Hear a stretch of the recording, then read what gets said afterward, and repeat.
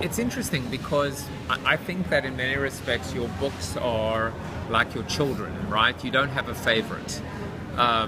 You like them each differently. So, Life After the 30-Second Spot was my first book, like my oldest child. You can only have one oldest child.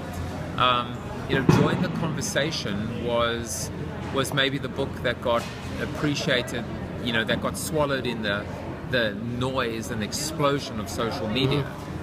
But what I like about it is that's more like my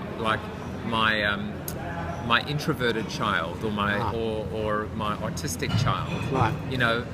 Kind of quieter and more reserved, but filled with incredible talent. I mean, that phrase, join the conversation, that everyone uses, that it's kind of my phrase in a sense. So that there's a tremendous sense of quiet pride in that book. That book has got so much value in it. I mean, if you go back and read that book is better than most social media books combined in a sense. But it wasn't as successful as the first book, which was because it had Life After the 30. It was much more flashy at the time. Flip the Funnel I describe as my best book. Not my best child, but the best book I'll ever write. Maybe, using the analogy of children in this, maybe it's the most talented child, or the child that becomes the most famous, in a sense. That doesn't mean I love them any more, any less, right? And then Z.E.R.O is a book that returns me to my roots and connects, in a way, it's more my cerebral, my most intelligent child. So you've got like the four. You've got the oldest. Maybe the oldest is the sporty one. So let's see. Life After is the sporty one.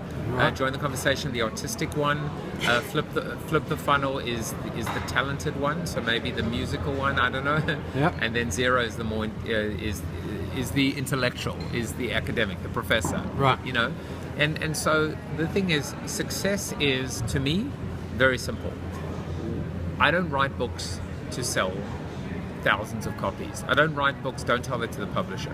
I don't write books you shouldn't make money on your books.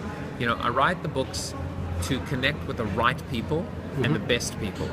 And if my target audience is marketers, I need the 500 CMOs of the Fortune 500 to read that book. That's success.